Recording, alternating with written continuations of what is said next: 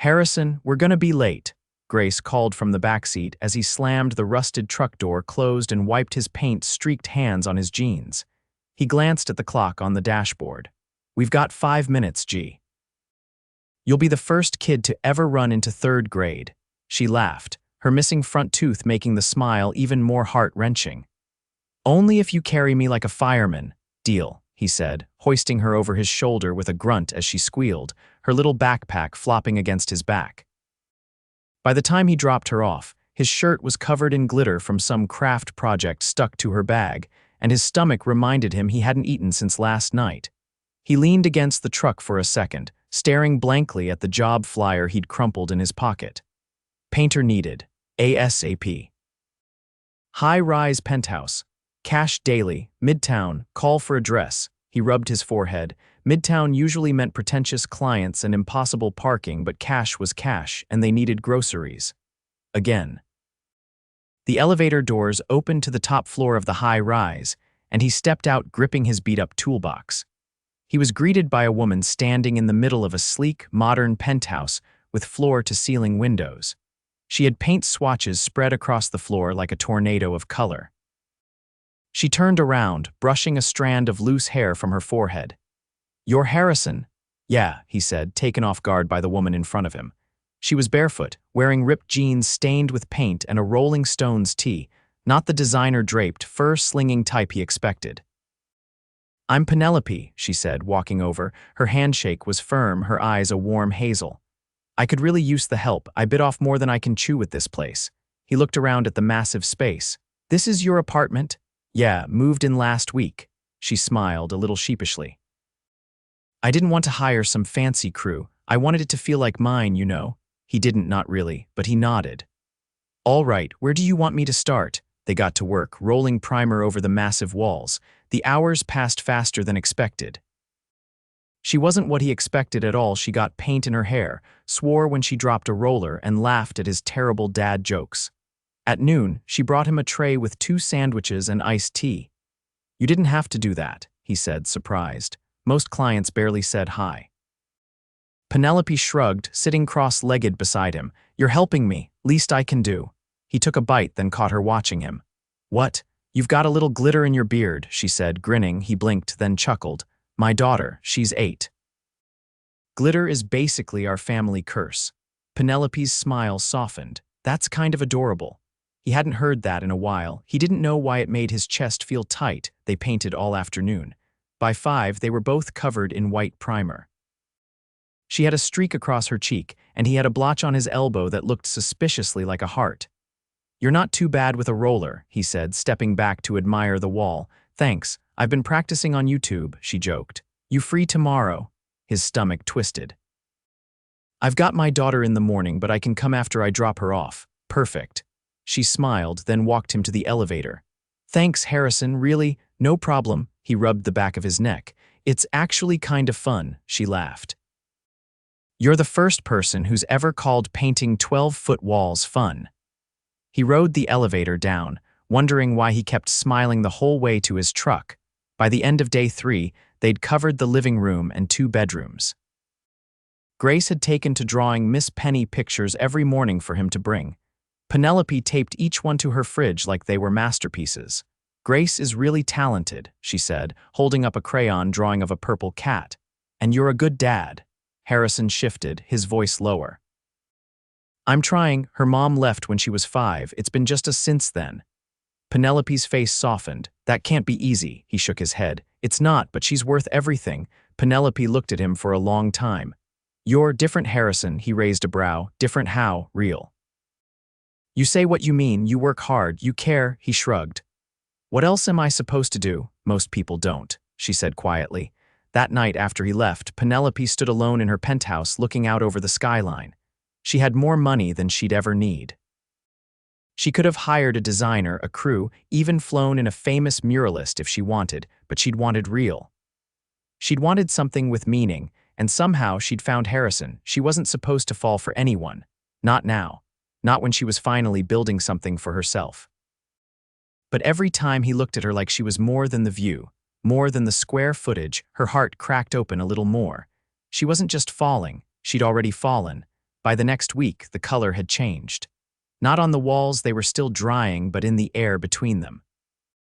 Harrison arrived Thursday afternoon with a streak of blue marker on his forearm and bags under his eyes. Penelope noticed immediately. "You all right?" she asked, handing him a bottle of water as he stepped inside. He gave a tired laugh. "Grace had a nightmare last night. I spent most of it curled up on her floor trying to convince her the closet wasn't hiding an army of spiders." Penelope leaned against the kitchen island, watching him twist the cap off. "You ever take a break?" "Can't afford to," he said, not without bitterness. She didn't press, but something in her shifted. She hadn't grown up around people who lived check to check. Her father had made his first million before she hit middle school.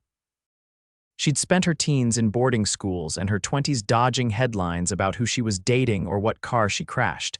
But Harrison, he was built from early mornings and scraped knuckles, and he didn't know the first thing about her last name. "Come with me," she said suddenly. He frowned. "What? Just for a second."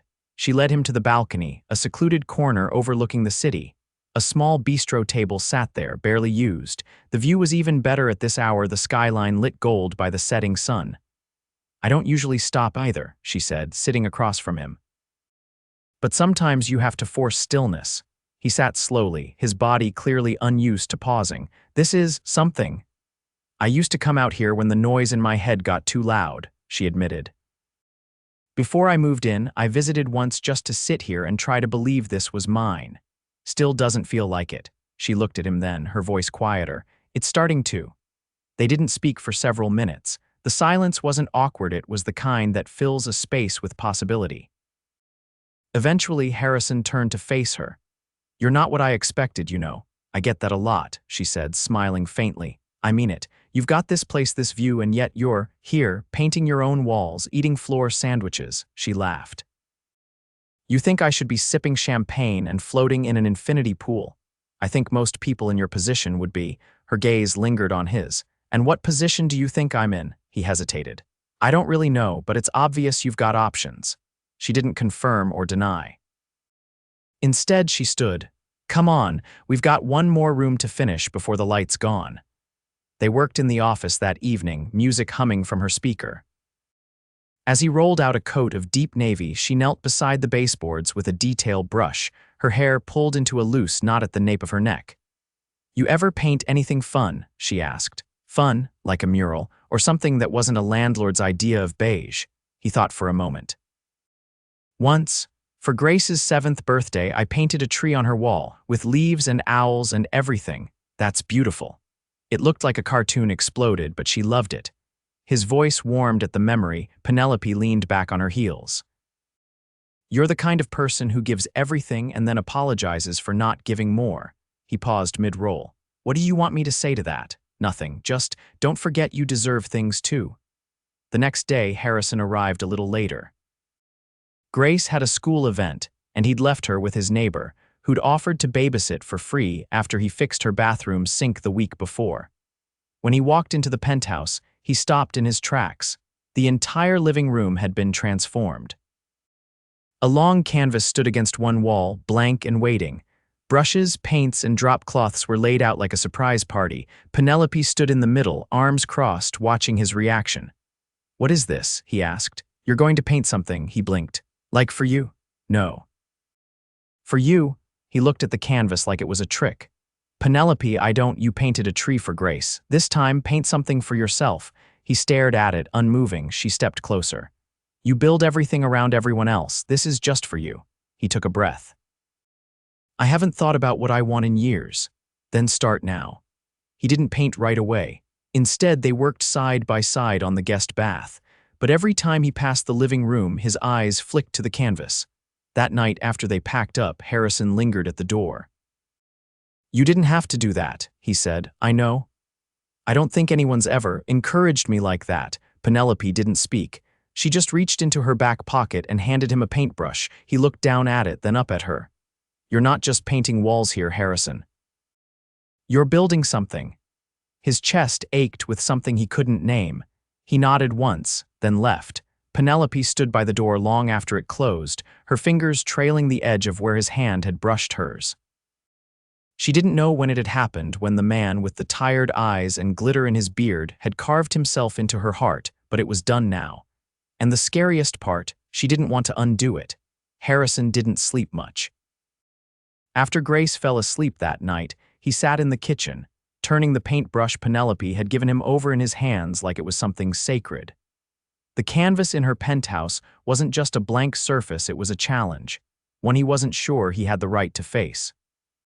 The following morning, he dropped Grace off and arrived at Penelope's place earlier than usual. She opened the door wearing a dark gray hoodie and black leggings, her hair still damp from a shower. "You're early," she said, stepping aside. "I know," he said, holding up a paper bag. "Bribery?" She raised an eyebrow. "Is that food?" "Breakfast burritos. I figured you've been running on coffee and fumes." Penelope looked at him like he'd just handed her a priceless artifact. "You didn't have to." "I know," he echoed her words from the day before. They ate on the floor, legs crossed, unwrapping steaming burritos while the city buzzed outside the windows. He noticed a small leather-bound notebook on the table, the edges worn, a pen tucked through the spiral. She quickly nudged it aside. "You write?" he asked after swallowing a bite. She hesitated. "Sometimes, old habit." "What kind of stuff?" Her eyes dropped to her burrito. "Thoughts I don't want to say out loud." "Fair," he said, not pushing. After breakfast, they worked in the hallway, painting trim and baseboards. The conversation drifted to music, childhood embarrassments, and first concerts. Harrison confessed he'd once crowd surfed at a punk show and broken his wrist. Penelope admitted she'd pretended to like jazz for a man who turned out to be married. By mid-afternoon, she glanced toward the living room. "Did you think about what you'd paint?" "I haven't drawn anything that wasn't for Grace in years," he said. "I used to be good at it, then life sort of took the pencil out of my hand." "Then take it back," she said, wiping her hands on a rag. He walked to the canvas and stared at it for a long time while she cleaned brushes at the sink. Eventually, he dipped a brush into black paint and made the first confident stroke. She didn't interrupt, just watched from a distance as he worked in silence for nearly an hour. His hands moved with purpose, his brow furrowed in concentration. When he finally stepped back, the beginning of a cityscape took shape, buildings rising from shadows, the suggestion of light in the windows. "It's not finished," he said, setting the brush down. "But it's yours," she said quietly. "I don't know what I'm doing." "You don't have to, you're showing up, that's the hardest part." He turned toward her. "What about you? You ever show up for something you weren't ready for?" "All the time," she said. "This place, my life, you." Penelope froze, realizing what she'd just said. Harrison didn't speak right away, but his eyes met hers, sharp and unreadable. "I didn't mean," she started. "I know what you meant," he said softly. The silence between them was different now, thicker, charged. She cleared her throat. "I should probably shower." "I've got paint in my ear," he nodded, stepping back. "I'll finish touching up the trim." He didn't look at her as she passed, but after the bathroom door closed, he sat on the drop cloth and put his head in his hands. He knew something had changed. He just didn't know what to do about it. The next day brought rain, steady, unrelenting. He arrived late, having had to fix a leak in the roof of the truck with duct tape and a prayer. When Penelope opened the door, her expression shifted immediately. "What happened?" He pulled off his soaked hoodie. "Truck's possessed. Grace and I nearly had to paddle to school. You could have canceled." "I didn't want to." She handed him a towel and motioned toward the hall. "Hot coffee in the kitchen. Go." He followed the smell to the French press on the counter. She poured a mug and slid it across to him. "You look like you fought a storm cloud and lost," she said. "Feels about right."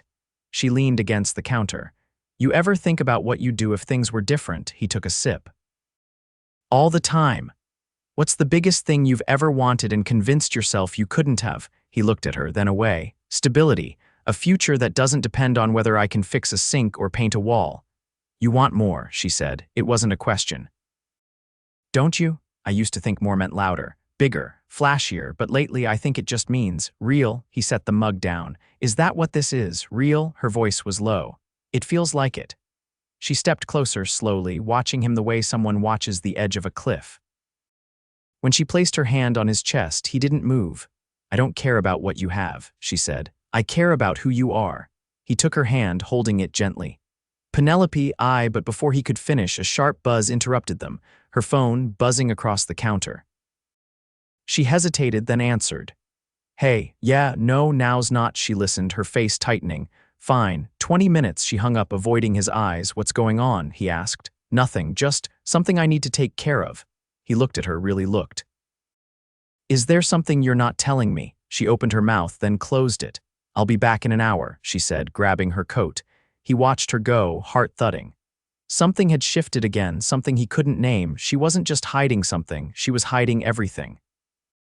The storm had passed, but an uneasy quiet hung in the air the next day when Harrison stepped into the penthouse. The door had been left unlocked. The lights were off. He called out once. No answer. Then he saw it. The canvas in the living room had been moved.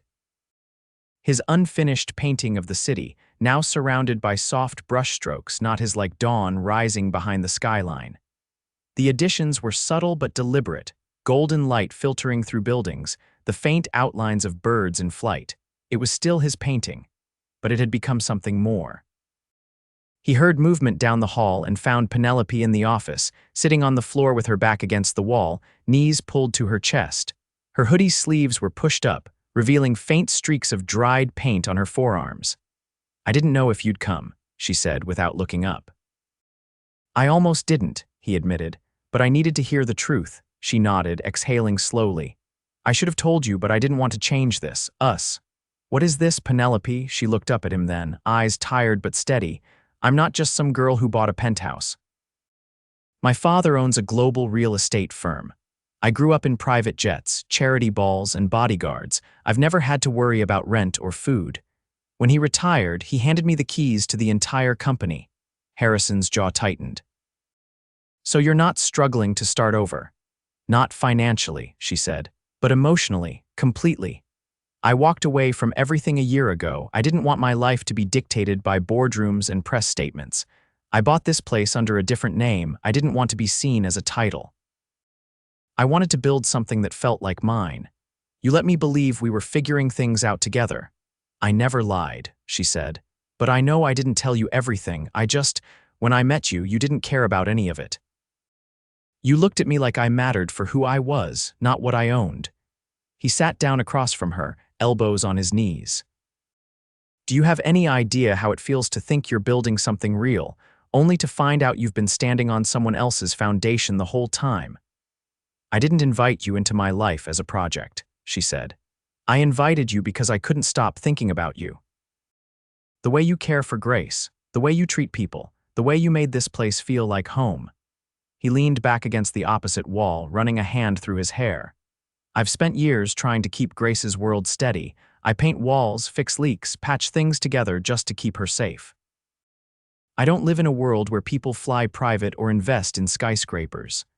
I don't care about any of that, she said. I care that you show up, that you're honest, that you see people. Harrison looked at her, something unraveling in his expression. You changed my painting. I added light, she said. I wanted you to see what I see when I look at it. He stood slowly, walking back into the living room. She followed him. The canvas stood there, still drying. He traced the skyline with his eyes, then turned to her. I don't want to be someone you rescue, Penelope. I don't want to rescue you, she said. I want to build something with you, together, if you let me. He paused, then nodded. But it has to be real, all of it. She stepped closer. Then come with me tonight. Where? You'll see, she said, reaching for his hand. That evening, she drove them out of the city. Harrison sat in the passenger seat of her sleek black SUV, the dashboard glowing quietly in the dark. He didn't ask questions. He just watched the road stretch under the headlights until they pulled up to a gated property on the edge of the Hudson. What is this? He asked as she punched in a code. It was my father's home, she said. I haven't been here in over a year. They walked through the grand front doors into a quiet estate, dust dancing in the air. Portraits lined the walls. A grand piano sat untouched in the corner. But the house felt hollow, like a museum of a life that no longer fit. I brought you here because I wanted you to see where I came from, she said. And so you'd understand why I ran. She led him into a room with tall glass windows overlooking the river. There was a childhood photo of her on a shelf, sitting stiffly beside a man in a suit. I was raised to follow rules, to marry strategically, to appear perfect, but perfection made me miserable. I didn't know what I wanted until I met you." He turned to her. "And what do you want now, you, Grace? A life built on something real." "I want to wake up next to someone who gets paint in his hair and still shows up for the people he loves. I want to make pancakes on Sunday mornings and dance in the kitchen without music." He didn't speak for a long moment. Then he reached for her hand. "Grace thinks you're the coolest person on the planet," he said. "She drew you a comic book yesterday. You're a superhero who paints buildings with joy rays." Penelope laughed, tears catching in her throat. "I don't know how to do this," he added. "But I want to try." She stepped in, wrapping her arms around him. "We'll figure it out." Weeks passed. The penthouse became something new. The canvas was framed and hung in the center of the living room. Grace helped name it, "The Light We Built." Harrison moved in slowly, a drawer at a time. Penelope made space for him and Grace in every corner of her life. She even got used to glitter on the furniture. Then one morning he took her hand while Grace was finishing her cereal and said, "Come with me." He drove them to a rooftop downtown where a breakfast table had been set up beneath a canopy of string lights. A small band played softly in the corner. Penelope looked around, stunned. "Harrison," he took her hands. "You gave me a brush when I forgot how to paint. You gave me light when all I saw was survival. You didn't rescue me. You reminded me I was worth something. And I want to spend the rest of my life reminding you too." She covered her mouth as he dropped to one knee. "Penelope Hart, will you marry me?" She laughed through her tears. "Yes, 1,000 times yes." Grace jumped up and clapped, nearly knocking over her juice. "Can I be the flower girl?" "You can be whatever you want, kiddo," Harrison said, pulling her into a hug.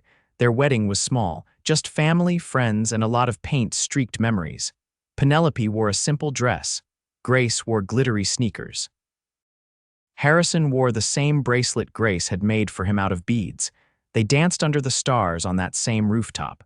And when the night faded and the city lights flickered below, Penelope whispered in his ear, "This is the life I always wanted." He kissed her, pulling her close. "We built it together." And they never stopped building. The scent of fresh linen and vanilla drifted through the penthouse as Penelope stood in front of the mirror, adjusting the delicate gold necklace that had once belonged to her mother. It had taken her weeks to find it, buried in a forgotten jewelry box in her father's estate. Tonight, it felt right, like a quiet piece of her past could finally belong in her present. "Are you ready?" Harrison's voice came gently from behind her. She turned to find him in a black button-up shirt, sleeves rolled to his elbows, a faint trace of blue paint still beneath one fingernail. He hadn't noticed it. She had. "Almost," she said, taking one last glance at her reflection before slipping her hand into his. "Do you think she's nervous?" "She's been practicing her speech for 3 days," he said with a grin. "She's more prepared than I am." The elevator opened directly into the private rooftop they'd rented for the evening. Rows of string lights cast a warm glow over the space, and a soft jazz trio played in the corner beneath a canopy of stars. Friends, family, and a few former clients turned close friends mingled with glasses of champagne in hand. But at the center of it all stood Grace, in a dress of her choosing covered in tiny stars and galaxies, complete with silver sneakers. "I told you she wouldn't pick anything traditional," Penelope whispered. "She's rewriting the rules," Harrison said. "Wonder where she got that from." Penelope nudged him gently, then watched as Grace climbed onto the small platform set up near the edge of the rooftop. "Hi," Grace said, holding the mic with both hands. "I'm Grace, and I'm very happy today. My dad used to be sad sometimes, even when he was smiling. But now he's not. Now he smiles for real, and that's because of Penny." Penelope pressed her fingers to her lips as her eyes welled. "I used to think superheroes wore capes," Grace continued. "But now I think maybe they just help people remember how to be happy again. My dad's happy, and I'm happy. And Penny is the best superhero ever." The crowd broke into soft applause, and Harrison pulled Grace into his arms as she bounded down from the platform. He kissed the top of her head and whispered something that made her giggle, then turned to Penelope, his eyes shining with something deeper than gratitude. Later, after the guests had left and the lights dimmed, Penelope took Harrison's hand and led him to the edge of the rooftop where the city stretched like a sea of stars below. "I've been thinking," she said, her voice quiet. "Dangerous," he teased. She smiled, then turned serious. "I want to restart the foundation, the one my mother ran, but I don't want it to be a tax shelter or a photo op. I want it to help single parents, real help. Childcare stipends, job placement, art programs for kids, the kind of help that makes staying afloat possible." Harrison's breath caught. "You'd be amazing at that. I want you to be part of it," she said. "Not because I need you to, but because I believe in what we could build together. You know what the world really looks like. I know how to connect the resources. We'd be unstoppable." He took her face in his hands. "The fact that you even thought of that tells me everything. I'm in. Whatever you need." Her eyes searched his. "You're sure?" "I'd follow you anywhere," he said, "but especially into something that could change lives." They stood in silence for a moment, the city humming far below. "Do you remember the first day I showed up here?" he asked. "You hated the parking," she said. "I did," he laughed. "But I also remember thinking you were nothing like I expected, and now I can't remember what life was like before you." "Lonelier," she whispered. He leaned in, pressing his forehead to hers. "Better now." The following months passed like chapters in a book they were writing together. Penelope's foundation launched quietly from the penthouse, then expanded to a modest office downtown. Harrison took on a new role as program coordinator, organizing workshops for parents on budgeting, home repairs, and even basic art therapy. Grace joined a new school closer to the city and started her own comic book series, The Adventures of Super Penny, which Penelope framed in the hallway. Their days were full, sometimes chaotic, sometimes challenging, but always rooted in something solid, something real. On a cool spring morning, Harrison woke to the smell of cinnamon and the sound of laughter from the kitchen. He padded out to find Grace balancing on a stool, flipping pancakes while Penelope read off ingredients from a notebook. "You're supposed to measure the cinnamon," Penelope said. "I did," Grace replied. "I just measured with my heart." Harrison leaned in the doorway, watching them. "That's how all the best recipes start." Penelope turned, catching his gaze. "You're up." "Wouldn't miss this for the world." He walked over, wrapping one arm around Penelope's waist and ruffling Grace's hair with the other. "This is it, isn't it?" Penelope asked, her voice low. "What is?" "The life we didn't think we could have." He kissed her temple. "The life we built anyway." In the months that followed, Penelope's foundation received an unexpected grant, anonymous but generous enough to open 2 more centers. Grace's comics made it into the local bookstore. Harrison's mural, the one he'd started on her canvas, was recreated by a group of teens on the side of the new building. And one night, as they lay curled together on the couch, Grace asleep in her room, the city glowing beyond the windows, Penelope turned to Harrison with a look he knew now meant something was coming. "I think we should get a house," she said. He blinked. "You want to leave the penthouse?" "Not leave, just expand. Something with a backyard, maybe a tree house." He pulled her closer. "You're thinking ahead." "I'm thinking about roots," she said. "About what it means to plant them." He smiled, kissed her shoulder, and whispered, "Then let's build something that lasts a lifetime." And they did. With paintbrushes, promises, and love stitched into every corner of the life they created together.